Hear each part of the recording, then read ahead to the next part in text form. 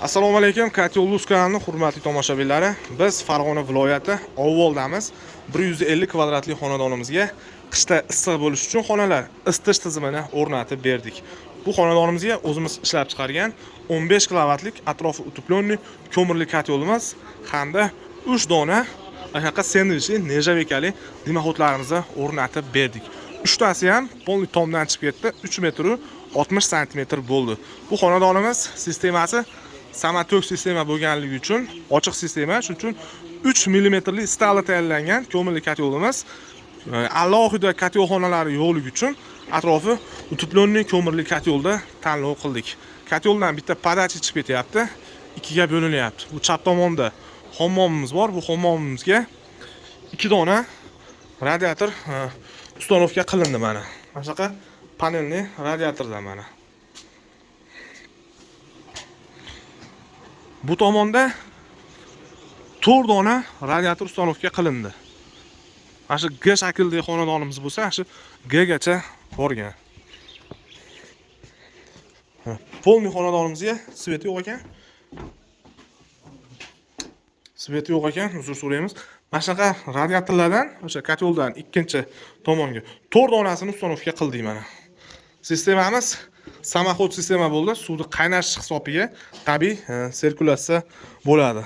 Bu xonadonimizga radiator, katyol, turba, sirkulyatsion nasos, isitish tizimiga nimaki kelsa, hamma narsani o'zimiz olib kelib ustanovka qildik. Hozir video davomida katyolimizning narxi, har bir radiatorda qanchadan ustanovka qildik, xizmatimiz qancha bo'ldi, shu 6 ta tochka bitta katyoldan hammasini sizlarga ko'rsatib o'tib ketamiz. Bu xonadonimizga 2-3 kun oldin kelganimizda shu proyektni o'rgandik hamda xonadon egalariga tushuntirdik.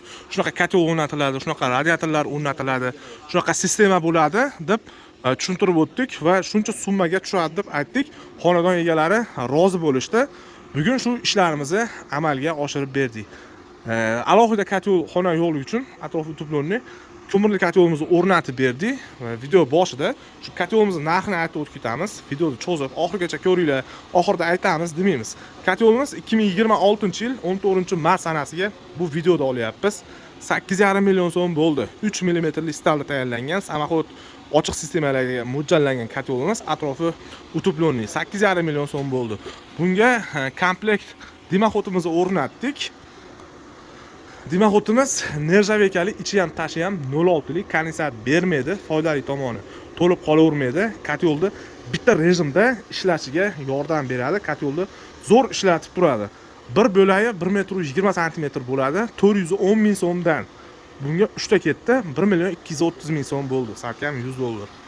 Endi 6 ta radiator o'rnatildi. Radiatorda qanchadan o'rnatilgan Xolmurod bir donasini? Radiatorda bir donasini qanchadan o'rnatilgan? 500 mingdan ustanovka bo'ldi. Samatok sistema. Faqat 4 ta, faqat 2 ta, o'sha 6 ta radiator bo'ldi. Bu katyol ustanovkasi ham bitta tochkaga kirib ketadi. 7 ta tochka bo'lganda ham 500 mingdan 3,5 million so'm xizmat haqqi olindi. Bu xonadonimizga o'sha ustanovkasiga ko'rsatib o'tib ketdim. Sistema 2 ga bo'lindi. Bitta katyoldan chiqib, o'ngga sistema, 4 ta radiator isitgani, chapga sistema, 2 ta radiatorda isitgani. Katyolimiz 45 kilogramm atrofida ko'mir zapravka qilinadi. 150 kvadratli xonadonlarda xonadonni teplo batareyasiga qarab, yoqayotgan ko'mirda sifatiga qarab metrga nechaga qo'yasiz. Misol uchun kimdir 50 ishlatadi, kimdir 80 ishlatadi. Qancha past gradusga qo'ysangiz, o'shancha uzoqroq yoqadi ko'mirda. Qancha baland gradusga qo'ysangiz, o'shancha tez yoqib beradi. Shularni hisobga olib, minimum 18 soat, maksimum 24-28 soatga yetadi. 45 kilogramm solgan ko'miringiz. Tepadan yonuvchi katyolimiz verniy, tepadan yonadi. Ko'mir zapravka qilib, ko'mir tepasidan o'tin yoqasiz, gradusga qo'yasiz. O'sha bir rejimda 18 soatdan 28 soatgacha yonib turadi. Orqada shu ko'mirda yoqasizmi, o'tin yoqasizmi, o'sha issiqlikni olib qoladigan o'zini zo'r teplanmenligi bor. 2 metr bitta pastga, bitta tepaga chiqib ketadi. Katyolimiz komplektda shunaqa termostat, shunaqa ventilyatorlari bo'ladi. Olganingizdan keyin shu holatda ustanovka qilinadi. Katyolimiz yoqqanimizga hech qancha bo'lgani yo'q. O'zini gradusini 10 gradus edi, suvning harorati hozir 45 gradusga olib chiqildi.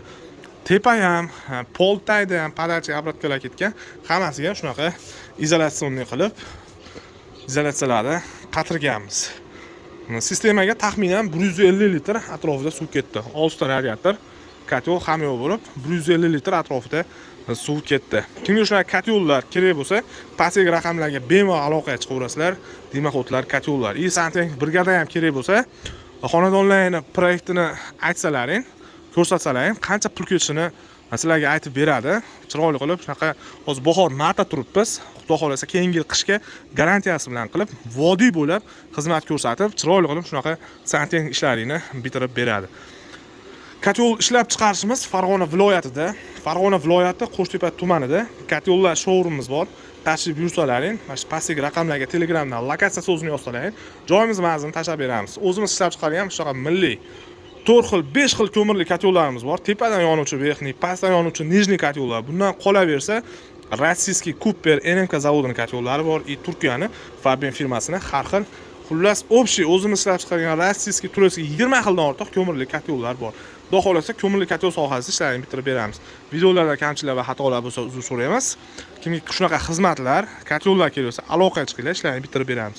Biz bu ishlarimizni Farg'ona viloyati avvalda amalga oshirib berdik. Videolarda kamchiliklar va xatolar bo'lsa uzr so'raymiz. Videoga like bosib, ko'mirli kotel, santexnik oqtargan tanishlarga shu videoda jo'natib qo'yamiz. Yana bir bor sog' bo'lasizlar.